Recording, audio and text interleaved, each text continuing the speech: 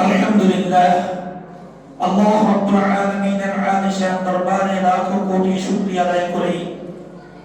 আল্লাহ রাব্বুল আলামিন আজ 26 রজব 1447 হিজরি, রজব মাসের শেষ জুমা। আল্লাহ রাব্বুল আলামিন আজকের এই জুমার মধ্যে আমাদেরকে উপস্থিত হওয়ার জন্য তৌফিক দান করেছেন। এই জন্য প্রাণ খুলে বলিষ্ঠ কণ্ঠে মালিকের শুকরিয়া আদায় করে আলহামদুলিল্লাহ।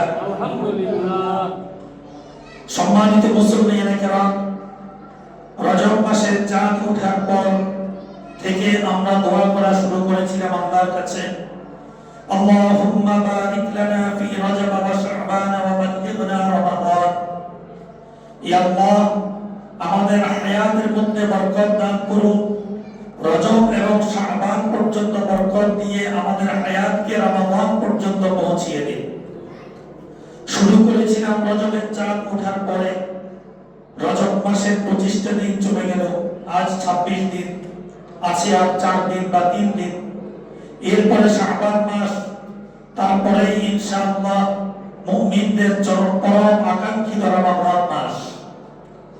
নবী করিম সাল্লাল্লাহু তাআলা আলাইহি ওয়াসাল্লাম ইরশাদ করেন, যখন শাবান মাসের চাঁদ উঠবে তখন থেকে তোমরা রমাদানের হিসাব শুরু করো, আর কয়দিন পর রমাদান হবে সে তোমরা হিসাব শুরু করো। এই মাসের মধ্যে আমাদের ঈমানদারদের জীবনের, রাসূল করিম সাল্লাল্লাহু তাআলা আলাইহি ওয়াসাল্লামের জীবনের অন্যতম ঘটনা মিরাজ বা ইসরা। আল্লাহ রাব্বুল আলামিন কালামে মাজিদের সূরা বনী ইসরাঈলের মধ্যে ঘটনা শুরু করেছেন। সূরা নাজম এর মধ্যে কিছু ঘটনা আছে। আল্লাহ রাব্বুল আলামিন ইরশাদ করেন, সুবহানাল্লাযী আসরা বি'আবদিহি লাইলান মিনাল মাসজিদিল হারাম ইলাল মাসজিদিল আকসা। আল্লাহ রাব্বুল আলামিন বলেন, নিজেই বলেন সুবহান, সেই পবিত্র সত্তা তিনি, আল্লাযী আসরা, যিনি সফর করিয়েছেন, সায়ের করিয়েছেন, বি'আবদিহি, তার গোলামকে, তার বান্দাকে, লাইলাম, রাতের একটা অংশে, মিনাল মাসজিদিল হারাম, মসজিদে হারাম থেকে, ইলাল মাসজিদিল আকসা, মসজিদে আকসা পর্যন্ত। আল্লাযী বারাকনা হাওলাহু, কেন? লিনুরিয়াহু মিন আয়াতিনা, আল্লাহ রাব্বুল আলামিন তার বান্দাকে, তার গোলামকে, তার নবীকে কেন সফর করালেন, কেন নিয়ে গেলেন? আল্লাহ রাব্বুল আলামিনের নিদর্শনগুলো দেখানোর জন্য, লিনুরিয়াহু মিন আয়াতিনা। এবং এই সফরের মধ্যে আল্লাহ রাব্বুল আলামিন আল্লাযী বারাকনা হাওলা, সফরের সময় প্রতিটা মুহূর্তকে, আশপাশের প্রতিটা দৃশ্যকে আল্লাহ রাব্বুল আলামিন বরকতময় করে তুলেছেন। আল্লাহ নিজেই বলছেন, লিনুরিয়াহু মিন আয়াতিনা, আল্লাহ রাব্বুল আলামিনের যত নিদর্শন, যত সৃষ্টি, আল্লাহর যত রহমত, বরকত, সবগুলো যেন আল্লাহর রাসূল সচক্ষে দেখতে পারেন। সেই জন্যই আল্লাহ রাব্বুল আলামিন তার হাবিবকে সফর করিয়েছেন। মিরাজ, আমরা জানি মিরাজের রাতের দুইটি অংশ, একটি হচ্ছে ইসরা, একটি হচ্ছে মিরাজ। ইসরা মানে সফর করা, বাইতুল্লাহ থেকে বাইতুল মুকাদ্দাস পর্যন্ত, এটাকে বলা হয় ইসরা। আর ওইখান থেকে আরশে আসীম পর্যন্ত যেটা, ওইটাকে বলা হয় মিরাজ। মিরাজ শব্দের অর্থ হচ্ছে সিঁড়ি, উপরের দিকে ওঠার সিঁড়ি। মিরাজ হাদিস দ্বারা প্রমাণিত, ইসরা কুরআন দ্বারা প্রমাণিত। মিরাজে যদি বিশ্বাস না করে তার ঈমান থাকবে না। আল্লাহ রাব্বুল আলামিন তার প্রিয় হাবিবকে তার কাছে নিয়ে গিয়েছেন তার সকল নিদর্শনগুলো দেখানোর জন্য। আমরা এই ঘটনাগুলো শুনে খুব মজা পাই, যাকে বলে কান শুন করি। এই ঘটনাগুলো শুনতে খুব সুন্দর লাগে, মজা লাগে। আরেকটা ঘটনা কারবালার ময়দানের ঘটনা, এটা শুনতে খুব মজা লাগে। হযরত ইমাম হুসাইন রাদিয়াল্লাহু তাআলা আনহু কারবালার ময়দানে শাহাদাত বরণের গৌরব কাহিনী শুনতে আমাদের মজা লাগে। চোখের পানি আমাদের বের হয়ে যায়। কিন্তু মিরাজ থেকে আমরা কি শিখলাম?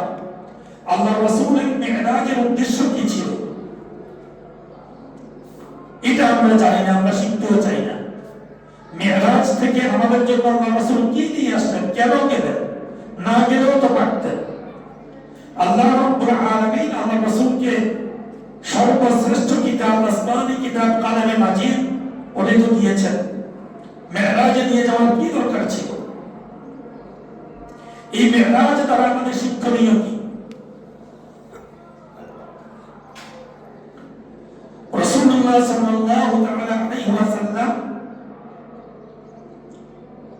নবী ছিলেন, মানুষ ছিলেন। তিনি মা বাবার মাধ্যমে দুনিয়াতে শুভাগমন করেছিলেন। আল্লাহ রাসূল খাবার খেয়েছেন, ব্যবসাও করেছেন, বিয়ে শাদীও করেছেন, সন্তানও ছিল, চাকরিও করেছেন। আম্মা জান হযরত খাদিজা রাদিয়াল্লাহু তাআলা আনহা ম্যানেজার ছিলেন, আবার রাষ্ট্রপ্রধানও ছিলেন, যুদ্ধের ময়দানে সেনাপতিও ছিলেন। সর্বোপরি তিনি ছিলেন দোজাহানের বাদশা।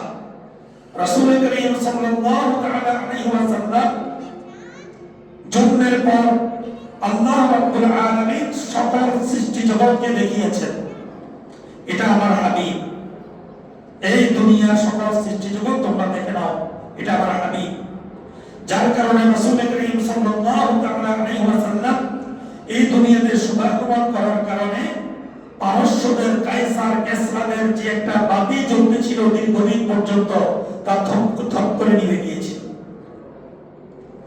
আল্লাহ রাব্বুল আলামিন তার হাবিবকে সারা জগতের সামনে দেখিয়ে দিয়েছিলেন, এটা আমার প্রিয় হাবিব, এটাকে আমি বানিয়েছি। আর রাসূল করিম সাল্লাল্লাহু তাআলা আলাইহি ওয়াসাল্লামকে আল্লাহ রাব্বুল আলামিন মিরাজের রাতে আল্লাহর কাছে নিয়ে গিয়ে আল্লাহর রাসূলকে সকল কিছু দেখিয়েছেন। আমার হাবিব দেখুন, এটা জান্নাত, এটা জাহান্নাম, এখানে জান্নাতীরা থাকবে। হযরত জিবরাইল আলাইহিস সালাতু ওয়াস সালাম জান্নাতীদের ঘরগুলো দেখিয়েছেন। হযরত আবু বকর, হযরত ওমর, হযরত উসমান, হযরত আলী, হযরত তালহা, হযরত বিলাল, হযরত আব্দুল্লাহ ইবনে জুবাইর, এভাবে সাহাবীদের নামে নামে যে ঘরগুলো সেগুলো দেখিয়েছেন। হযরত আসিয়া রাদিয়াল্লাহু তাআলা আনহা ঘর দেখিয়েছিলেন। আল্লাহ রাসূল মিরাজে গিয়েছেন। আল্লাহ রাব্বুল আলামিন সূরা বনী ইসরাঈলের প্রথমে বলছেন, সুবহানাল্লাযী আসরা বিআবদিহি। আল্লাহ রাব্বুল আলামিন তার বান্দাকে, তার গোলামকে সফর করিয়েছেন। এখানে আল্লাহ নবী বলেন নাই, বিনবিয়িহি বিরাসূলিহি কথা বলেন নাই, বিআবদিহি বলেছেন আল্লাহর গোলামকে। তার মানে আল্লাহ পছন্দ করেন দুনিয়ার মধ্যে যত মাখলুক আছে সবাই আল্লাহর গোলামি করবে। আল্লাহ এটা চান, সবাই আল্লাহর গোলাম হবে, আল্লাহর বান্দা হবে। রাসূল করিম সাল্লাল্লাহু তাআলা আলাইহি ওয়াসাল্লাম আল্লাহর কাছে এভাবে দোয়া করতেন, আল্লাহ আমি আপনার গোলাম, আমি আপনার গোলামের গোলাম, আল্লাহ আপনি আমার রব, আপনি আমার দোয়া কবুল করেন। এইভাবে কাকুতি বিনতি করে আল্লাহর দরবারে দোয়া করতেন। আল্লাহর রাসূল কখনো আল্লাহর দরবারে এভাবে দোয়া করতেন না, আল্লাহ আমি আপনার প্রিয় হাবিব, আমি মুহাম্মদ, আমি আপনার রাসূল, আমাকে না বানালে আপনি পুরো জান্নাত জাহান্নাম আসমান জমিন কিছু বানাতেন না, আপনি আমার দোয়া কবুল করেন। আল্লাহ রাসূল এইভাবে কখনো দোয়া করেন নাই।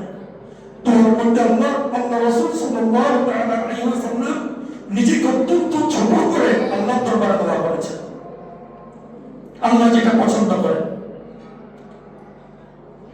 রাসূল করিম সাল্লাল্লাহু তাআলা আলাইহি ওয়াসাল্লাম ছিলেন মহামানব, কিন্তু আমাদের কিছু ভাইরা আছে আল্লাহ রাসূলকে নূর বানাতে কিয়ামত। রাসূল নূরের তৈরি না মাটির তৈরি, এটা নিয়ে যুদ্ধ পর্যন্ত হয়, মারামারি হয় আমাদের দেশে অনেক জায়গায়।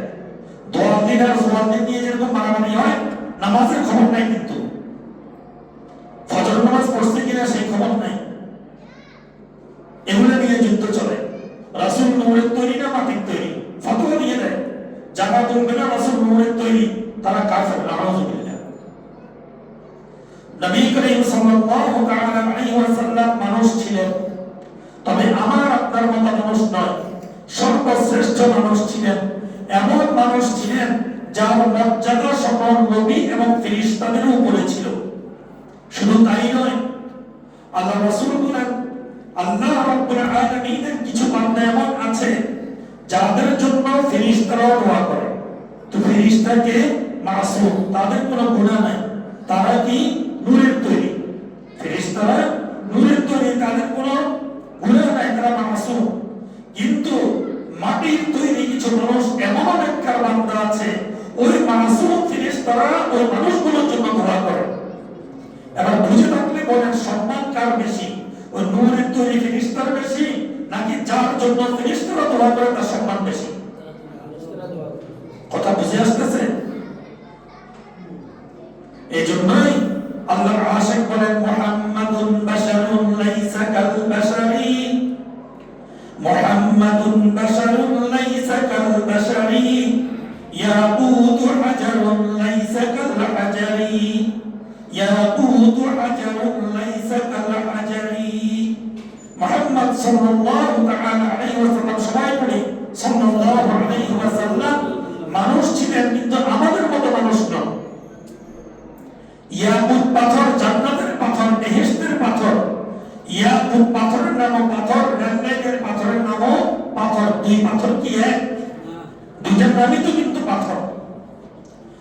রাসূল করিম সাল্লাল্লাহু তাআলা আলাইহি ওয়াসাল্লাম যখন প্রথম আসমানে গেলেন, জিবরিল আলাইহিস সালাতু ওয়াস সালাম যখন আসমানের দরজার মধ্যে খটখটাইলেন, ওই পর থেকে আওয়াজ আসলো, আপনার সাথে কে কাকে নিয়ে এসেছেন? বললেন রহমতের আলম সরওয়ারে কায়নাত হযরত মুহাম্মদ মুস্তাফা সাল্লাল্লাহু তাআলা আলাইহি ওয়াসাল্লামকে নিয়ে এসেছি। ওই দিক থেকে ফেরেশতা প্রশ্ন করে হাল উরসিলা ইলাই, তাকে কি আনার জন্য দাওয়াত দেওয়া হয়েছে? প্রশ্নটা কেমন? ওনাকে কি, উনি কি দাওয়াতি মেহমান? তাকে কি আনার জন্য দাওয়াত দেওয়া হয়েছে? হযরত জিবরাইল আলাইহিস সালাতু ওয়াস সালাম কে ছিলেন? ফেরেশতাদের সর্দার। তিনি কে ছিলেন? তিনি বলেন হ্যাঁ, আল্লাহর পক্ষ থেকে তাকে দাওয়াত দেওয়া হয়েছে, এই জন্যই তাকে নিয়ে এসেছি। তখন আসমানের দরজা খুলে দেওয়া হয়েছে। প্রথম আসমানে, তার আগে বাইতুল মুকাদ্দাস আল্লাহ রাসূল গেলেন, ইয়াতে মসজিদুল আকসা, ওইখানে গিয়ে আল্লাহ রাসূল দেখেন মসজিদ ভরপুর, মসজিদ ভরপুর। হযরত জিবরাইল আলাইহিস সালাতু ওয়াস সালাম তাকে জায়গা করে, প্রধান অতিথিকে যেরকম জায়গা করে নিয়ে আসে, ওভাবে নিয়ে এসে আসলেন, জিজ্ঞাসা করলেন এরা কারা? তখন জিবরাইল আলাইহিস সালাতু ওয়াস সালাম বলেন এরা সকল নবী রাসূল। সুবহানাল্লাহ। দুনিয়ার শুরু থেকে আপনি আসার আগ পর্যন্ত যতজন নবী রাসূল দুনিয়াতে এসেছিল, এরা সবাই বাইতুল মুকাদ্দাসে মসজিদুল আকসার মধ্যে। আল্লাহ রাসূলকে দাঁড় করিয়ে দিলেন, বলেন যে আপনি ইমামতি করেন। আল্লাহ রাসূল ইমামতি করলেন। ইমাম কে ছিলেন? কথা বলেন, ইমাম কে ছিলেন? মুহাম্মদুর রাসূলুল্লাহ সাল্লাল্লাহু তাআলা আলাইহি ওয়াসাল্লাম। তিনি কে ছিলেন? আমাদের কলিজার টুকরা, আমাদের নবী, ঠিক না? বেশি বেশি করে বলবেন, বেশি বেশি করে স্বীকৃতি দিবেন। যদি এরকম হয়, আমি বলছি বলার সময় যদি আমার রুটে চলে যায়, আমার নামের মধ্যে তো লেখা হয়ে যাবে।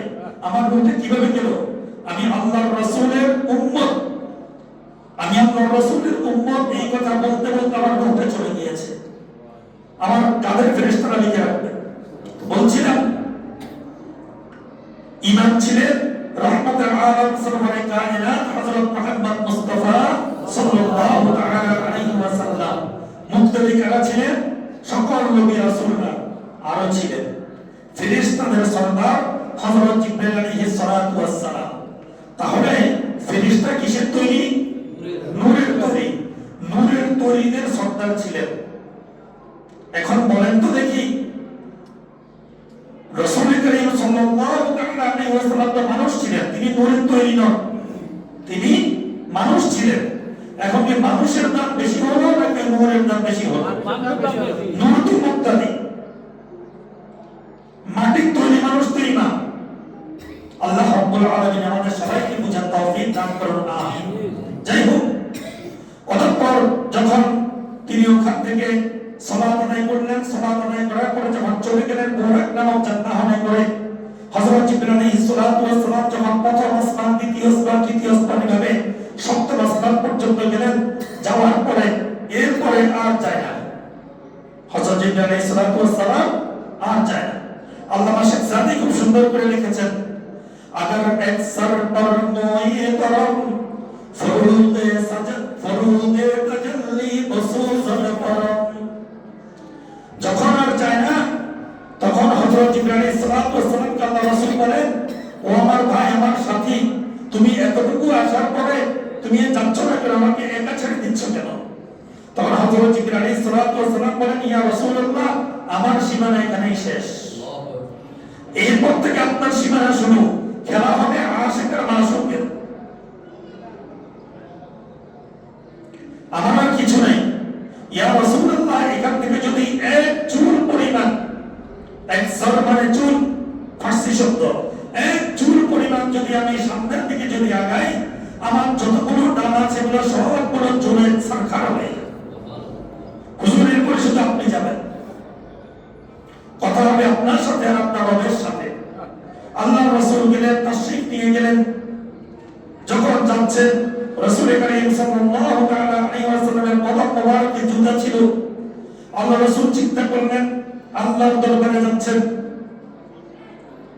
জুতা খুলে যাবেন কি জুতা পায়ে দিয়ে যাবেন? এমন সময় আল্লাহর পক্ষ থেকে আওয়াজ আসে, ও আমার প্রিয় হাবিব, আপনি জুতা খোলার দরকার নেই, আমার আরশের চেয়ে আপনার জুতা আরো দামি। সুবহানাল্লাহ, আপনার জুতার কারণে আমার আরো সম্মানিত। রাসূল করিম সাল্লাল্লাহু তাআলা আলাইহি ওয়াসাল্লাম তাশরীফ নিয়ে গেলেন আরশে আযীমে, গেলেন, আল্লাহর সাথে কথা হলো। মাঝখানে পর্দা ছিল। এমনও বর্ণনায় আছে, তীর আর ধনুক যেরকম কাছাকাছি হয়, আল্লাহ আর এবং আল্লাহ রাসূল এরকম কাছাকাছি ছিলেন। সুবহানাল্লাহ, এমনও বর্ণনা আছে। যাই হোক, রাসূল করিম সাল্লাল্লাহু তাআলা আলাইহি ওয়াসাল্লাম আল্লাহ রাব্বুল আলামিনের কাছে তিনটা জিনিস হাদিয়া নিয়ে গিয়েছেন, খালি হাতে যান নাই। তিনি বললেন, এখানে কি আত্তাহিয়াতু লিল্লাহ ওয়াস সালাওয়াত ওয়াত তাইয়্যিবাত, তিনটা কথা। আমার সকল পবিত্রতা আল্লাহর জন্য, আমার সকল সালাত আল্লাহর জন্য, আমার সকল দোয়া আল্লাহর জন্য, আমার সকল ইবাদত আল্লাহর জন্য। তিনটা কথা। এতটুকু যখন বলছেন, আল্লাহ রাব্বুল আলামিন বলেন, আসসালামু আলাইকা আইয়ুহান নাবিয়্যু ওয়া রাহমাতুল্লাহি ওয়া বারাকাতুহু। তিনটার বদলে তিনটা। আল্লাহ রাসূল বলেন, আত-তাহিয়াত ওয়াস সালাওয়াত ওয়াত তাইয়্যিবাত। আল্লাহ রাব্বুল আলামিন বলেন, আসসালামু আলাইকা ওয়া রাহমাতুল্লাহি ওয়া বারাকাতুহু। তিনটা। ও আমার প্রিয় হাবিব, আপনার প্রতি সালাম, আপনার প্রতি সালাম, আপনার প্রতি রহমত, আপনার প্রতি বারাকা। এতটুকু যখন বলেছেন, বলার পরে আল্লাহ রাসূল তখন উত্তর দেন, আসসালামু আলাইনা ওয়া আলা ইবাদিল্লাহিস সালিহিন। ও আল্লাহ, আপনি যে আমাকে সালাম দিয়েছেন, ওই সালাম শুধু আমার উপরে নয়, যারা আপনাকে না দেখে ঈমান এনেছে, যারা আপনার জন্য সালাত আদায় করে, তাদের উপরেও আপনার পক্ষ থেকে শান্তি, রহমত, বরকত বর্ষিত হোক। আসসালামু আলাইনা ওয়া আলা ইবাদিল্লাহিস সালিহিন। ওই সকল নেককার বান্দা যারা আপনার ইবাদত করে, যারা ভালো কাজ করে, তাদের উপরে আপনার পক্ষ থেকে সালাম। এতটুকু যখন বলেছে, নিচের থেকে, জমিন থেকে হযরত জিবরাইল আলাইহিস সালাতু ওয়াস সালাম চিৎকার করে বলে, আশহাদু আল্লা ইলাহা ইল্লাল্লাহ ওয়া আশহাদু আন্না মুহাম্মাদান আবদুহু ওয়া রাসূলুহু। কথা কয় দিক থেকে হইল? তিন দিক থেকে। আল্লাহর সাথে, আল্লাহ রাসূলের সাথে, শেষে দিয়ে আসলো হযরত জিবরাইল আলাইহিস সালাতু ওয়াস সালাম সংযুক্ত হয়ে গেলেন। এইজন্য মেরাজ, আমরা মেরাজের ওয়াজ শুনি, সারা রাত মেরাজের ওয়াজ শুনি, সকালে ফজর নামাজের খবর থাকে না, ঠিক না? খবর রাখি, হুজুর মেরাজের রোজা কখন, হুজুর মেরাজের নামাজ কখন, ফরজ নামাজের কিন্তু খবর নেই। 5 ওয়াক্ত নামাজের জন্য আযান দেওয়া হয়, তার কোনো খবর নেই। মেরাজের নামাজ নিয়ে আমি ব্যস্ত। আল্লাহ রাব্বুল আলামিন আমাদেরকে হেদায়েত দান করুন, আমিন। রাসূল করিম সাল্লাল্লাহু তাআলা আলাইহি ওয়াসাল্লাম সচক্ষে জান্নাত জাহান্নাম দেখে আসলেন। তার উম্মতদেরকে যারা নেককার যারা বদকার উম্মত তাদেরকে কোথায় রাখা হবে আল্লাহ রাসূল সূচককে দেখে আসলেন। দেখে আসার পরে কাবা শরীফে বসে যখন বয়ান করছে তখন ওইদিকে কাফেররা হাসাহাসি করা শুরু করলো। সাহাবায়ে কেরামদের যাদের দুর্বল ঈমান ছিল তাদের মনে একটু খটকা লাগছিল, আমার আর আপনার মনে অত লাগবে না? কি রে ভাই, এক রাতের ভিতরে এটা কিভাবে সম্ভব? আল্লাহর সাথে দেখা করে আসছে, আসমান জমিন সব দেখছে, জান্নাত জাহান্নাম দেখছে, নবীদের নামাজের ইমামতি করছে, সকল নবীদের সাথে কথা হয়েছে, এগুলো অবিশ্বাস্য কথা না? কি বলেন? এটা আল্লাহ তো চাইলে পারেন। এই জন্যই তো আল্লাহর নাম কি? কাদির। ইন্নাল্লাহা আলা কুল্লি শাইইন কাদির। নিশ্চয়ই আল্লাহ রাব্বুল আলামিন সকল বিষয়ে সর্বশক্তিমান। আল্লাহ চাইলে পারেন। ওই আল্লাহ বাবা ছাড়া সন্তান দিতে পারে, দিবেন না? হযরত কে ঈসা আলাইহিস সালাতু ওয়াস সালাম, হযরত ঈসা আলাইহিস সালাতু ওয়াস সালাম যখন জন্ম লাভ করলেন, মারিয়াম আলাইহিস সালাম যখন ছেলেকে কোলে নিয়ে আসলেন, তখন তিনি হযরত জিবরাইল আলাইহিস সালাতু ওয়াস সালামকে বললেন, আমি যে আমার এলাকায় যাব, মানুষ আমাকে জিজ্ঞেস করলে আমি কি জবাব দিব? ওরা সূরা মারিয়ামের মধ্যে ঘটনা আছে। তখন বলল যে তুমি কোনো কথা বলবা না, তুমি সবাইকে বলবা হিসেবে দিয়ে বলবা আমি রোজা। কারণ তখন রোজা থাকলে কথা বলতে পারতো না, কথা বলে রোজা ভেঙে যেত। আমি রোজা। আর কোনো কথা যদি জিজ্ঞাসা করে তোমার কোলের বাচ্চা কি সেটা করবা, ফামাশারাত ইলাই সূরা মারিয়ামের মধ্যে তোমার কিছু যদি জিজ্ঞাসা করে তুমি বলবা আমি রোজা। তারপর ফামাশারাত ইলাই ক্বালু কাইফা নুকাল্লিমু মান কানা ফিল মাহদি সাবিয়্যা ক্বালা ইন্নী আবদুল্লাহ আতানিয়াল কিতাবা ওয়া জাআলানি নাবিয়্যা। যখন হযরত মারিয়াম আলাইহিস সালাতু ওয়াস সালাম ওই বাচ্চার দিকে ইশারা করলেন, মানে কিছু জিজ্ঞাসা করার থাকলে ওই বাচ্চাকে জিজ্ঞাসা করো, তখন তারা বলল কি বলে এই ছোট বাচ্চা কথা বলতে পারে? ক্বালু কাইফা নুকাল্লিমু আল-ইয়াওম মান কানা ফিল মাহদি সাবিয়্যা, এটা কিভাবে কথা বলবে? এর মধ্যেই হযরত ঈসা আলাইহিস সালাতু ওয়াস সালাম মায়ের কোলে থেকে কথা বলা শুরু করলেন। কি বললেন?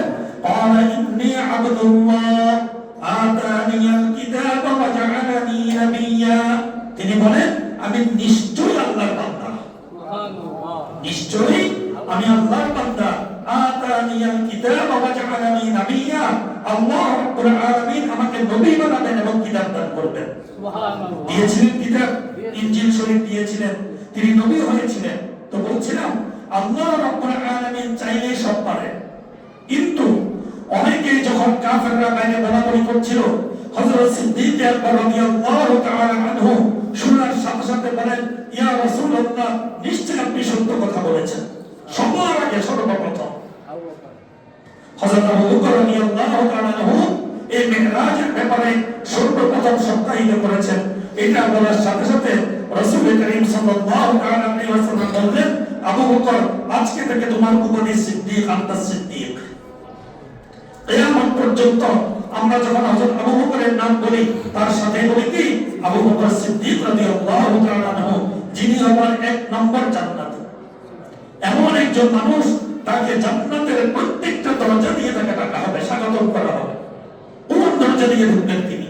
প্রত্যেক দরজা দিয়ে তাকে স্বাগতম জানানো হবে। বলছিলাম মেরাজ আমাদেরকে শিক্ষা দেয়। রাসূল করিম সাল্লাল্লাহু তাআলা আলাইহি ওয়াসাল্লামের মেরাজ আমাদেরকে শিক্ষা দেয় আমরা আল্লাহর গোলামি করব, আল্লাহর গোলামি করব। আল্লাহর গোলামি ছাড়া অন্য কিছুর মধ্যে আমাদের সম্মান এবং শান্তি নেই। রাসূল করিম সাল্লাল্লাহু তাআলা আলাইহি ওয়াসাল্লাম আল্লাহর গোলামি করার মাধ্যমে শান্তি খুঁজে পেয়েছেন, আল্লাহর গোলামির মাধ্যমে সন্তুষ্ট হয়েছেন। আল্লাহ রাব্বুল আলামিন তাকে গোলাম বলে সম্বোধন করেছেন। তো সুতরাং আমরাও কি করব? আল্লাহর গোলামি করব। আমাদের সকল ইবাদত, আমাদের সকল প্রার্থনা, আমাদের সকল চাওয়া একমাত্র আমার আল্লাহর কাছেই হবে। আল্লাহ ছাড়া আর কারো কাছে আমাদের কোনো প্রার্থনা হবে না, আমাদের আর কারো কাছে কোনো দোয়া হবে না। আমাদের সব কিছু আল্লাহর জন্য হবে। আল্লাহ রাব্বুল আলামিন বলেন, ইন্না সালাতি ওয়া নুসুকি ওয়া মাহইয়ায়া ওয়া মামাতি লিল্লাহি রাব্বিল আলামিন।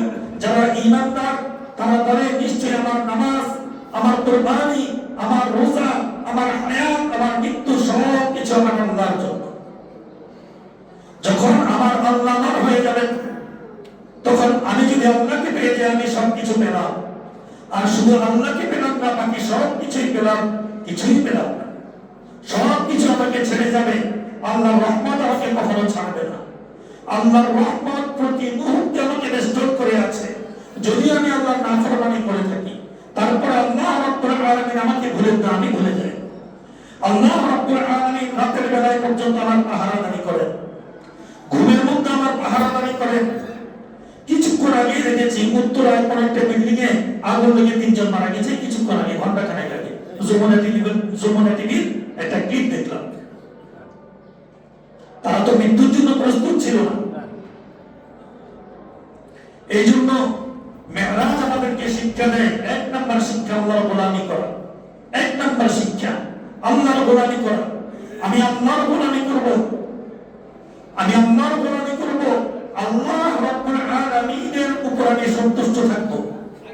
আল্লাহর যে বন্টন, সেই বন্টনে আমি সন্তুষ্ট থাকব। কারণ দিয়ার মালিক তো আল্লাহ, আল্লাহ তো দিবেন। আল্লাহ যদি না দেন আমি কোনোভাবে আনতে পারবো না। যদিও দেখা যাবে অন্য জনের কাছ থেকে আমি জুলুম করে আনবো, কিন্তু সেটা চিরস্থায়ী হবে না, এটা থাকবে না আমার কাছে।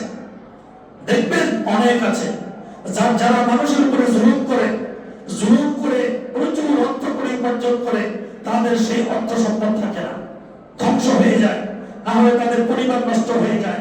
আল্লাহ রাব্বুল আলামিন আমাদেরকে হেফাজত করুন, আমিন। আল্লাহ রাব্বুল আলামিনের গোলামি করব আমরা, আল্লাহর জন্য সালাত আদায় করব, সকল চাওয়া হবে আমাদের আল্লাহর কাছে। রাসূল করিম সাল্লাল্লাহু তাআলা আলাইহি ওয়াসাল্লাম বেশি বেশি দোয়া করতেন, সকল নবীরা দোয়া করেছিলেন। হযরত আদম আলাইহিস সালাতু ওয়াস সালাম দোয়া করেছিলেন, রব্বানা যালামনা আনফুসানা ওয়া ইন লাম তাগফির লানা ওয়া তারহামনা লানাকুনান্না মিনাল খাসিরিন। কোরআন শরীফের আয়াত, সূরা আরাফের আয়াত। আরাফ এমন একটা জায়গা, জান্নাত এবং জাহান্নামের মাঝখানে যে জায়গা আছে, ওটার নাম হচ্ছে আরাফ। আল্লামা শেখ সাদি খুব সুন্দর করে লিখছেন, হুরান বেহেশতিরা দোজখ বুয়াদ আরাফ, আজ দোজখিয়া পুরসে কে আরাফ বেহেশতাস্ত। বেহেশতের যারা হুর, তাদেরকে আরাফ নামক জায়গার মধ্যে আনো, তাদের কাছে মনে হবে এটা জাহান্নাম, কারণ তারা তো জান্নাতের নিয়ামত ভোগ করতে করতে ব্যস্ত। তাদের কাছে আরাফটা মনে হবে জাহান্নাম। আর যারা জাহান্নামী, তাদেরকে ওই আরাফ নামক জায়গায় আনো, তাদের কাছে মনে হবে এটাই জান্নাত। তো হযরত আদম আলাইহিস সালাতু ওয়াস সালাম আল্লাহর কাছে দোয়া করেছিলেন, রব্বানা যালামনা, হে আমাদের প্রতিপালক, আমরা জুলুম করেছি, আনফুসানা, আমার নিজের প্রতি জুলুম করেছি, ওয়া ইন লাম তাগফির লানা, আপনি যদি আমাদেরকে maaf না করেন, লানাকুনান্না মিনাল খাসিরিন, নিশ্চয়ই আমি ক্ষতিগ্রস্তদের অন্তর্ভুক্ত হব। অর্থাৎ আল্লাহ আপনি আমাদেরকে maaf করে দেন। দোয়া করা হযরত ইব্রাহিম আলাইহিস সালাতু ওয়াস সালামের সুন্নাহ। হযরত ইব্রাহিম আলাইহিস সালাতু ওয়াস সালাম দোয়া করেছেন, সূরা ইব্রাহিমের মধ্যে আসছে, রব্বিজআলনি মুকিমাস সালাতি ওয়া মিন যুররিয়াতি রব্বানা ওয়া তাকাব্বাল দুআ রব্বানা গফির লি ওয়া লিওয়ালিদাইয়া ওয়া লিল মুমিনিনা ইয়াওমা ইয়াকুমুল হিসাব। রব্বিজআলনি মুকিমাস সালাত, আল্লাহ আমাকে, আমার পরিবারকে নামাজ কায়েমকারী হিসেবে কবুল করেন, এবং আমার পরিবারকে, রব্বানা ওয়া তাকাব্বাল দুআ, আল্লাহ আপনি আমার দোয়াকে কবুল করেন, রব্বানা গফির লি, আল্লাহ আপনি maaf করে দেন, ওয়া লিওয়ালিদাইয়া, আমার মা বাবাকে, ওয়া লিল মুমিনিনা, এবং সকল মুসলমানদেরকে ইয়াওমাল হিসাব, হিসাবের দিন। তাহলে নিজের জন্য দোয়া করা এবং আমার অপর মুসলমান ভাইদের জন্য দোয়া করা কি সুন্নাত, কি সুন্নাত। আমরা সবাই নিজের জন্য দোয়া করি, অপর ভাইদের জন্য দোয়া করি না। হাদিস শরীফের মধ্যে আসছে, মুসলিম শরীফের সহিহ হাদিস, যখন কোন মুমিন ব্যক্তি অপর তার ভাইয়ের জন্য দোয়া করে, তখন ফেরেশতারা বলে, আল্লাহ যিনি দোয়া করেছেন আগে ওই দোয়াটা তার পক্ষে কবুল করেন। সুবহানাল্লাহ। যেমন আমি আমার অপর ভাইয়ের অগোচরে দোয়া করলাম, তিনি কষ্টে আছেন, আল্লাহ আমার অপর ভাইকে আপনি সুস্থ করে দেন। আল্লাহ সে অনেক মুসিবতে আছে, ওই মুসিবতগুলো থেকে তাকে হেফাজত করেন। তখন ফেরেশতারা আল্লাহকে বলে, আল্লাহ আপনার অমুক বান্দা তার অমুক বান্দার জন্য দোয়া করেছে, যে বান্দা দোয়া করেছে আগে তার দোয়া কবুল করেন, তারপর তার পক্ষে যে দোয়া করেছে সেই দোয়াটা কবুল করেন। তাহলে দোয়া করলে আমাদের আপনার ক্ষতি ভাই। রাসূল করিম সাল্লাল্লাহু তাআলা আলাইহি ওয়াসাল্লামকে সাহাবী এসে বলেন, ইয়া রাসূলুল্লাহ, আমি আমি আল্লাহর কাছে দোয়া করি আল্লাহ যেন আপনাকে এবং আমাকে শান্তিতে রাখে। দোয়াটা কেমন? আল্লাহ যেন আপনাকে এবং আমাকে শান্তিতে রাখে। আল্লাহ রাসূল বলেন না তুমি এইভাবে দোয়া করো, আল্লাহ যেন সারা পৃথিবীর সকল মুসলমানদেরকে শান্তিতে রাখে। আল্লাহ রাব্বুল আলামিনের দোয়া তো অল্প না, আল্লাহ দোয়ার ভান্ডার অঢেল। হযরত ইব্রাহিম আলাইহিস সালাতু ওয়াস সালাম দোয়া করেছেন, হযরত ইউনূস আলাইহিস সালাতু ওয়াস সালাম দোয়া করেছেন, লা ইলাহা ইল্লা আনতা সুবহানাকা ইন্নী কুনতু মিনাজ জালিমিন। হযরত মূসা আলাইহিস সালাতু ওয়াস সালাম দোয়া করেছেন, রব্বি ইশরাহ লি সাদরি ওয়া ইয়াসসির লি আমরি ওয়াহলুল উকদাতাম মিন লিসানি ইয়াফকাহু কওলি। যারা ছাত্র ভাইরা আছেন তারা এই দোয়াটা করবেন, আল্লাহ আপনি আমার বক্ষকে প্রসারিত করে দিন, আমার জবানে জড়তা দূর করে দিন। অনেকে আছে না পড়তে বসলে পড়া মুখস্থ হয় না, আছে না, পড়া মনে থাকে না, চিন্তার জড়তার জন্য বলতে পারে না, এই জন্য এই দোয়াগুলো করা। হযরত জাকারিয়া আলাইহিস সালাতু ওয়াস সালাম দোয়া করেছেন, রব্বি লা তাদারনি ফারদান ওয়া আনতা খায়রুল ওয়ারিসিন। ইয়া আল্লাহ আপনি আমাকে উত্তম নেককার সন্তান দান করুন, নেককার উত্তরাধিকার দান করুন। আমরা তো আল্লাহর কাছে দোয়া করি আল্লাহ আমাকে একটা সন্তান দান করুন, না এরকম দোয়া নয়। আল্লাহ আপনি আমাকে একটা নেককার সন্তান দান করুন, আল্লাহ আপনি আমাকে নেককার বিবি দান করুন, আল্লাহ আপনি আমাকে নেককার স্বামী দান করুন, এইভাবে আল্লাহর কাছে দোয়া করা। রাসূল করিম সাল্লাল্লাহু তাআলা আলাইহি ওয়াসাল্লামের চাচাতো ভাই হযরত আব্দুল্লাহ ইবনে আব্বাস রাদিয়াল্লাহু তাআলা দোয়া করেছেন, আল্লাহুম্মা আল্লিমহুল কিতাব। আল্লাহ রাসূল ওনার জন্য দোয়া করেছেন আল্লাহ তাকে কিতাবের জ্ঞান দেন, অর্থাৎ কোরআন মাজিদের জ্ঞান দেন, কোরআন মাজিদের ইলম দান করেন। রাসূল করিম সাল্লাল্লাহু তাআলা আলাইহি ওয়াসাল্লামের দোয়ার বরকতে হযরত আব্দুল্লাহ ইবনে আব্বাস রাদিয়াল্লাহু তাআলা কে বলা হতো রাইসুল মুফাসসিরিন, মুফাসসিরিনদের মধ্যে সর্বশ্রেষ্ঠ, শ্রেষ্ঠ মুফাসসির। তারপরে রাসূলুল্লাহ সাল্লাল্লাহু আলাইহি ওয়াসাল্লামের খাদেম হযরত আনাস রাদিয়াল্লাহু তাআলা একদিন বলেন, ইয়া রাসূলুল্লাহ আপনি আমার জন্য একটু দোয়া করেন। আল্লাহ রাসূল তার জন্য কি দোয়া করেছেন দেখেন, আল্লাহুম্মা রযুকহু মালা ওয়া ওয়ালাদা ওয়া বারিক লা। আল্লাহ আপনি তাকে রিজিক দান করেন, উত্তম রিজিক দান করেন, তাকে সম্পদ দান করেন, তাকে সন্তান সন্ততি দান করেন এবং এগুলোর মধ্যে বরকত দান করেন। হযরত আনাস রাদিয়াল্লাহু তাআলার সন্তান ছিল 82 জন। সুবহানাল্লাহ, বলেন না সুবহানাল্লাহ।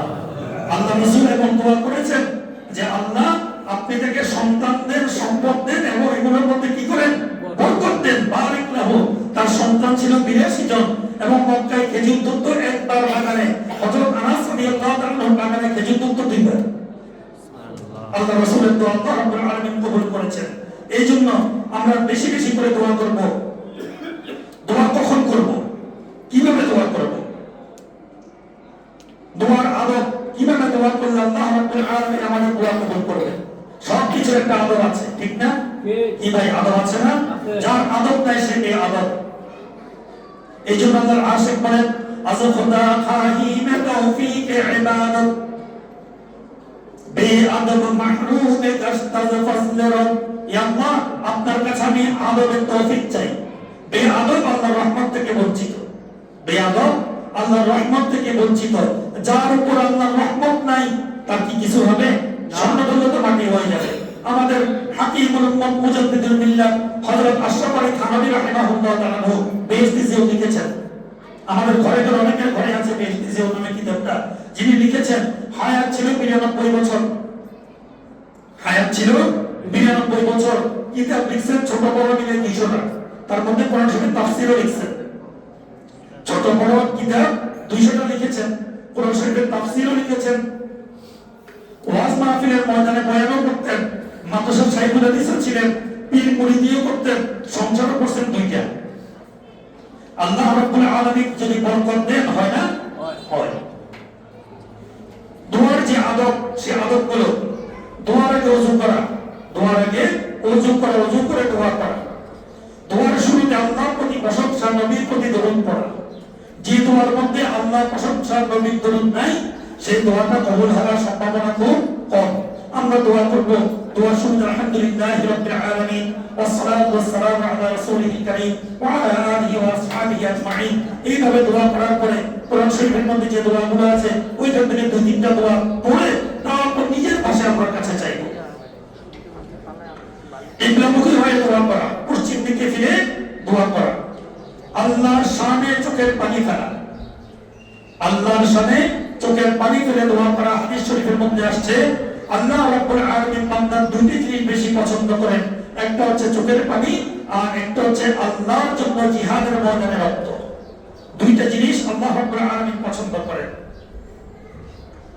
একান্ত নীরবে আল্লাহর কাছে দোয়া করা, চুপে চুপে আল্লাহর কাছে চাওয়া, আল্লাহ আপনি ছাড়া আমার কেউ নাই, আল্লাহ আপনি আমার আপন, আল্লাহ আপনি আমাকে দেন, এইভাবে আল্লাহর কাছে দোয়া করা। নিজের পাপ স্বীকার করে, নিজের অপরাধগুলো স্বীকার করে, নত জানু হয়ে অত্যন্ত দুর্বল ভাবে কাঙ্গালের মতো দুইখানা হাত আল্লাহর দরবারে তোলা। এই জন্য আমাদের উস্তাদরা আমাদেরকে শিখিয়ে দিয়েছেন আল্লাহর কাছে এইভাবে হাত তুলে দোয়া করবা, যেন তুমি ফকির, তোমার কাছে কিছুই নাই, তুমি ভিক্ষু। আমরা অনেকে এইভাবে দোয়া করি, এভাবে করি, কেউ কেউ দোয়ার মধ্যে হাতের এরকম করি, কেউ কেউ এরকম করি, মনে হয় যেন দোয়া একটা ফেসলামি করতেছে। আল্লাহ তো ছোট্ট কাপড় ভাবে এই সিনা বরাবর হাত থাকবে, আমার সিনা যেখানে ওইটা বরাবর হাত, এইভাবে হাত তুলে দুইখানা হাত আল্লাহর দরবারে, হাতের মাঝখানে ফাঁক থাকবে না, এইভাবে এই হাতকে একেবারে ফকিরের বলার কাছে কিচ্ছু নাই, ওইভাবে আল্লাহর কাছে দোয়া করা। নিজের পাপকে স্বীকার করে নত জানু হয়ে আল্লাহর দরবারে দোয়া করা। দোয়াতে আল্লাহর কাছে কায়মানা বাক্যে নিজের কাকুতি মিনতি করা, নিজেকে আল্লাহর কাছে ছোট করে উপস্থাপন করা, তিনবার দোয়া করা, তিনবার দোয়া করা, আল্লাহর সিফাতি নাম ধরে দোয়া করা। আল্লাহ আপনি গফফার, আপনি গফুর, আল্লাহ আপনি গফফার নামের উসিলায় আল্লাহ আপনি আমার গুনাহগুলোকে মাফ করে দেন, আল্লাহ আপনি রহমান, আপনি রহিম, আপনি করিম। আল্লাহ 99টা সিফাতি নাম আছে না, ওগুলোর মধ্যে থেকে যেটা যেটা পারি ওইগুলো ধরে আল্লাহর কাছে দোয়া করা। দোয়ার শেষে আমিন বলা, দোয়ার শেষে কি বলা? আমিন শব্দের অর্থ আল্লাহ আপনি কবুল করুন। দোয়ার পর দুইটা হাত দিয়ে মুখের মধ্যে মাসেজ করা, এইগুলো হচ্ছে দোয়ার আদব। এবার আসল দোয়া কখন কবুল হয়? দোয়া কবুল হওয়ার সময়গুলো, এক নাম্বার শেষ সাথে আল্লাহ রাব্বুল আলামিন দোয়া কবুল করেন। শেষ সাথে ফজরের আগে তাহাজ্জুদের সময় যে দোয়া করা হয় সেই দোয়াটা আল্লাহ রাব্বুল আলামিন কবুল করেন। ইফতারের পূর্ব মুহূর্তে ইফতারের সামনে নিয়ে যে দোয়াটা করা হয় সেই দোয়াটা আল্লাহ কবুল করেন। তখন আল্লাহ রাব্বুল আলামিন ফেরেশতাদেরকে বলেন, দেখো আমার বান্দার খাবার সামনে খাচ্ছে না কেন? বলে যে সে আপনার ভয়ে খাচ্ছে না, আপনি হুকুম করেন না এই জন্য খাচ্ছে না। সে কি করতে চায়? বলে সে আপনার কাছে দোয়া করে, তার গুনাহগুলো মাফ চায়। আল্লাহ রাব্বুল আলামিন তখন বলেন, ফেরেশতারা তোমরা সাক্ষী রাখো আমার বান্দারা যে আমার ভয়ে খাবার খাচ্ছে না, এমন সময় সে ক্ষুধার্ত কিন্তু খাচ্ছে না, এই অবস্থায় সে আমার কাছে যা চাইবে আমি আল্লাহ রাব্বুল আলামিন তাই তাকে দিব, তার দোয়া কবুল করব। সুবহানাল্লাহ। আযান এবং ইকামতের মধ্যবর্তী সময়, আমাদের মসজিদে আযান হওয়ার পরে 20 মিনিট সময় থাকে না, এই 20 মিনিট সময় আল্লাহর দরবারে বেশি বেশি করে দোয়া করবেন, হাত তুলে দোয়া করবেন, হাত ছেড়ে দোয়া করবেন, যেভাবে ইচ্ছা আপনি দোয়া করেন। এই সময় দোয়া কবুল হয়। কিন্তু এই সময়টা আমরা কথা বলি, মসজিদে বসে বসে কথা বলি না, কথা বলবো, এটা অত্যন্ত গুরুত্বপূর্ণ সময়। এই সময় আমরা আল্লাহর দরবারে দোয়া করব। জুমার দিনে দোয়া কবুল হয়। জুমার দিন বলা হয় বৃহস্পতিবার মাগরিবের পর থেকে শুক্রবার মাগরিবের আগ পর্যন্ত 24 ঘন্টা হচ্ছে জুমার দিন। এই দিন 24 ঘন্টার মধ্যে আল্লাহ রাব্বুল আলামিন দোয়া কবুল করবেন। হালাল খেয়ে হালাল করে যদি আল্লাহর দরবারে দোয়া করি সেই দোয়াটা আল্লাহ রাব্বুল আলামিন কবুল করবেন। সিজদায় থাকা অবস্থায় সিজদা থেকে যে দোয়াগুলো করা হয় নফল নামাজের মধ্যে, ফরজ নামাজের মধ্যে তো সিজদাত তাসবিহ আছে, নফল নামাজের মধ্যে বিভিন্ন দোয়া আছে, ওই দোয়াগুলো পড়লে আল্লাহ রাব্বুল আলামিন কবুল করেন। লাইলাতুল কদরের রাতে আল্লাহ রাব্বুল আলামিন দোয়া কবুল করেন। বৃষ্টির সময় দোয়া কবুল হয়, বৃষ্টির সময় দোয়া কবুল হয়, এটা আমরা জানি না, এটা হাদিস শরীফ। বৃষ্টির সময় দোয়া কবুল হয়, দোয়া করব। জমজমের পানি পান করার সময় দোয়া কবুল হয়, আরাফার দিনে দোয়া কবুল হয়, জিহাদের ময়দানে দোয়া কবুল হয়, রাতে ঘুম থেকে জেগে উঠলে দোয়া কবুল হয়। অনেক সময় হয় না আমরা ওয়াশরুমে যাওয়ার জন্য ঘুম থেকে জেগে উঠি, তখন কি করব? একটু ওযু করে 2 রাকাত নামাজ পড়ে বা 4 রাকাত নামাজ পড়ে আল্লাহর দরবারে দোয়া করে আবার ঘুমাবো, ওই সময় দোয়া কবুল হয়। আল্লাহ রাব্বুল আলামিন খুশি হয়ে যান, বান্দা ঘুম থেকে উঠেছে কিন্তু আমাকে ভুলে নাই। ওযুর পর দোয়া কবুল হয়, ওযু করার পর যদি যে দোয়া করা হয় সেই দোয়াটা আল্লাহ রাব্বুল আলামিন কবুল করেন। কাবারের ভিতরে অবস্থানের সময় দোয়া কবুল হয়, জিলহজ মাসের প্রথম 10 দিন দোয়া কবুল হয়, রোগী দেখার সময় দোয়া কবুল হয়। রোগী দেখার সুন্নাত, কোথাও হাসপাতালে বা বাসায় রোগী দেখতে গেলাম, ওই সময় যে দোয়া করব সেই দোয়াটা আল্লাহ রাব্বুল আলামিন কবুল করবেন। মৃত্যুর সময় দোয়া কবুল হয়। শর্ত কি? দোয়া কবুলের শর্ত কি? 1 নাম্বার শর্ত হালাল রিজিক। হালাল রিজিক, হারাম রিজিক দ্বারা যে খাবার খেলাম ওই খাবার খেয়ে শরীরের মধ্যে যে শক্তি হবে, ওই শক্তি দ্বারা দোয়া করলে সে দোয়া কবুল হবে না। আল্লাহ রাসূল বলেন, লা ইয়াদখুলুল জান্নাতা মুযিয়া বিল হারাম, হারাম ভক্ষণকারী শরীর কখনো জান্নাতে প্রবেশ করবে না। 2 নাম্বার, দোয়া করতে হবে শুধু আল্লাহর কাছে। আল্লাহর কাছে দোয়া করলে সেই দোয়াটাই আল্লাহ রাব্বুল আলামিন কবুল করবেন। 3 নাম্বার, পরিপূর্ণ আস্থা এবং বিশ্বাস নিয়ে আল্লাহ আমার দোয়া কবুল করবেনই করবেন। যদি আমার এই দোয়া কবুল না হয়, আমি যা চেয়েছি তা পাই নাই, তার মানে আমার দোয়া যথাযথভাবে হয় নাই। যেভাবে দোয়া করার দরকার ছিল ওইভাবে আমার দোয়াটা হয় নাই, তখন দোয়ার পরিমাণ আরো বাড়িয়ে দিতে হবে। আল্লাহ দিবেন না কেন? আল্লাহ তো বলেছেন আমার কাছে চাও আমি দিব, তো দিচ্ছেন না কেন? তার মানে চাওয়াটা আমার ওইভাবে হয় নাই। আমি খেতে বসলাম, ভাত খেতে বসলাম, খাবার কিছু মাটিতে পড়লো, কিছু এক সাইডে পড়ে গেল, আমার পেট ভরবে কি? ভাই কথা বলেন, কথা বুঝতেছেন? এক প্লেট খাবার নিয়ে আমি বসলাম, খেতে পারছি না, খাবার কিছু মাটিতে পড়ে গেল, কিছু খেলাম, কিছু প্লেটে রয়ে গেল, আমার কি পেট ভরবে? তার মানে কি? এখন আমি যদি বলি এক প্লেট খাবার নিয়ে বসলাম, আমার তো পেট ভরলো না, তার মানে কি? আমি তো খাবার কিভাবে খেতে হয় সেটাই জানি না। আমি তো সুন্নত তরিকায় খেতে হবে। প্লেটের মধ্যে যে খাবারগুলো আছে, খাবারের নিয়মকানুন আছে, সেগুলো মেনেই তো আমাকে খেতে হবে। তাহলে আমি মজা পাবো, আমার কাছে আরো আমার পেট ভরবে। ওটা না খেয়ে যদি আমি শুধু বলি খাবার খেলাম, আমার পেট ভরে না, কেন কাজ হবে? ঠিক একইভাবে দোয়ার আদবগুলো যদি সুন্দরভাবে মেনে যদি চলি এবং দোয়ার কবুলের যে নিয়মগুলো এগুলো যদি মানি, নিশ্চয়ই আল্লাহ রাব্বুল আলামিন আমার দোয়া কবুল করবেন। পরিপূর্ণ আস্থার সাথে দোয়া করা, রাসূল করিম সাল্লাল্লাহু তাআলা আলাইহি ওয়াসাল্লামের প্রতি দরুদ পড়ে দোয়া করা। আবার দোয়ার সাথে দেওয়া, আমার অসুখ হয়েছে, আমি যদি খালি দোয়া করি আল্লাহুম্মা ইয়া শাফিয়াল আমরাদ, আল্লাহ আপনি আমার অসুখ ভালো করে দেন, কাজ হবে না। দোয়ার সাথে দেওয়া ওষুধ খাওয়া সুন্নাত। ওষুধ খাওয়া কি সুন্নাত? আল্লাহ রাব্বুল আলামিন এই ঔষধের মধ্যে আমার জন্য শিফা দান করবেন। এজন্য আমরা বেশি বেশি করে দোয়া করব। দোয়া কবুলের মাস আসছে আমাদের সামনে, আল্লাহর কাছে দোয়া করব আল্লাহ যেন আমাদেরকে ততদিন পর্যন্ত হায়াতের মধ্যে বরকত দান করেন। রাসূল করিম সাল্লাল্লাহু তাআলা আলাইহি ওয়াসাল্লাম প্রত্যেক ফরজ নামাজের পরে আল্লাহর কাছে 4টা জিনিস, 4টা বিষয় থেকে আশ্রয় চাইতেন। প্রত্যেক ফরজ নামাজের পর আল্লাহ রাসূলের দোয়াটা করতেন। 1 নাম্বার ছিল কবরের আযাব। কবরের আযাব থেকে আল্লাহ রাসূল পানা চাইতেন। এই জন্য আল্লাহ রাসূল আমাদেরকে খাবারের সময়ও কবরের কথা শিখিয়ে দিয়েছেন। আল্লাহুম্মা বারিক লানা ফীমা রাযাকতানা ওয়া কিনা আযাবান নার। আল্লাহ যে খাবার দিয়েছেন এই খাবারের মধ্যে বরকত দান করুন এবং কবরের আযাব থেকে আমাদেরকে হেফাজত করুন। কবরের আযাব থেকে আল্লাহ রাসূল পানা চাইতেন। 2 নাম্বার, জাহান্নামের আযাব থেকে আল্লাহ রাসূল পানা চাইতেন। কথা কিন্তু দুইটা, কবরের আযাব একটা, জাহান্নামের আযাব একটা। জাহান্নামে তো যাব হিসাব নিকাশ শেষ হওয়ার পরে, কিন্তু আমাদের কবর থেকে হাসরের ময়দান পর্যন্ত 8টা ধাপ আছে। তার মধ্যে প্রথম ধাপ হচ্ছে কবর, যাকে বলা হয় আলামে বারজাখ। যার কবরে হিসাব নিকাশ ঠিক হবে তার বাকি সব ঠিক হবে, যার কবরে হিসাব নিকাশ ঠিক হবে না তার কোনো কিছু ঠিক থাকবে না।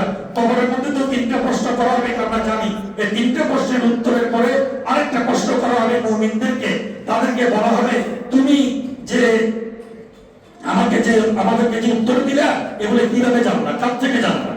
তখন মুমিন বান্দারা বলবে যে আল্লাহ রাব্বুল আলামিনের পক্ষ থেকে সুস্পষ্ট প্রমাণ আমাদের কাছে এসেছে, ওই সকল প্রমাণগুলোর উপর আমরা বিশ্বাস স্থাপন করেছি। তখন ফেরেশতারা তাদের জন্য দোয়া করবে, অভিনন্দন জানাবে।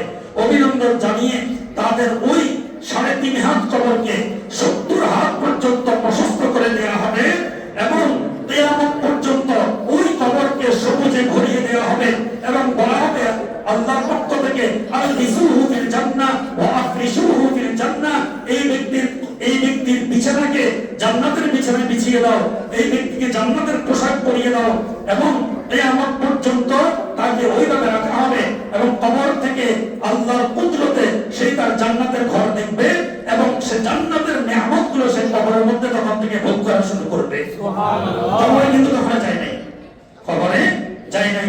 কথা কি বলেছে ভালো করে খেয়াল করেন। 3.5 হাত যে কবর, এই কবরটা 70 হাত প্রশস্ত হবে। বলেন না সুবহানাল্লাহ। কয় হাত প্রশস্ত? 70 হাত প্রশস্ত হবে এবং ওই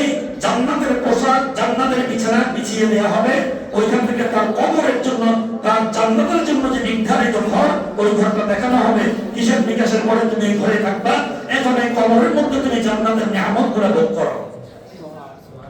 এই জন্যই আল্লাহ রাসূল কবরের আযাব থেকে বাঁচার জন্য দোয়া করতেন। আর যারা বেঈমান, কাফির, মুশরিক, তাদেরকে তো তিনটা প্রশ্ন করা হবে। তিনটা প্রশ্ন যখন করা হবে, শেষ প্রশ্ন যখন আল্লাহ রাসূলকে দেখিয়ে যখন জিজ্ঞাসা করা হবে ইনি কে, ইনি সম্পর্কে তোমাদের কি ধারণা, তখন তারা ডাইরেক্ট উত্তর দিবে না, মুনাফিকরা ডাইরেক্ট উত্তর দেয় না। তারা বলে না যে এনাকে চিনি না, তারা বলবে যে লোকজন আমাকে যা বলতো আমরাও তাই বলি। কথাকে ঘুরিয়ে দিবে, লোকজন আমাকে যা বলতো আমরাও তাই বলি। এই কথার পর মুসলিম শরীফের হাদিস, আল্লাহর পক্ষ থেকে ফেরেশতারা লোহার হাতুড়ি নিয়ে দুই কানের মাঝখানে এমন জোরে আঘাত করবে, ওই আঘাতের তীব্রতায় সে এমন চিৎকার করবে, ওই জাহান্নামী তার চিৎকারের আওয়াজ জিন এবং মানুষ ছাড়া সবাই শুনতে পাবে। এই জন্যই কবরের মধ্যে আপনারা দেখবেন অনেক কবরস্থানের মধ্যে গরু বাঁধা থাকে, ছাগল বাঁধা থাকে, হঠাৎ করে করে দৌড়তে, দড়ি ছিঁড়ে দৌড়তে। এই জন্য ওলামায়ে কেরামরা বুজুর্গরা বলেন কবরে যে আযাব হয়, এই আযাবের আওয়াজটা তারা যখন শুনে, পশু পাখি যখন শুনে, তখন তারা স্থির থাকতে পারে না, তারা দৌড়ায়। আল্লাহ রাসূল সেই কবরের আযাব থেকে আশ্রয় গ্রহণ করার জন্য আমাদেরকে দোয়া করে, আল্লাহ রাসূল নিজে দোয়া করেছেন এবং আমাদেরকে দোয়া করতে বলেছেন। তাহলে আল্লাহর কাছে আমরা প্রত্যেক ফরজ নামাজের পরে 1 নাম্বার কবরের আযাব থেকে পানা চাইবো। 1 নাম্বার কি? কবরের আযাব থেকে পানা চাইবো। 2 নাম্বার জাহান্নামের আযাব থেকে পানা চাইবো। 3 নাম্বার দ্বীন এবং দুনিয়ার ফিতনা থেকে আল্লাহর কাছে পানা চাইবো। 4 নাম্বার দাজ্জালের ফিতনা থেকে আমরা আল্লাহর কাছে পানা চাইবো। আল্লাহ রাব্বুল আলামিন আমাদের সবাইকে আমল করার তৌফিক দান করুন, আমিন। ওয়া আখিরু দাওয়ানা আলহামদুলিল্লাহি রাব্বিল আলামিন। মেহেরবানি করে আমরা সবাই দাঁড়িয়ে যাই।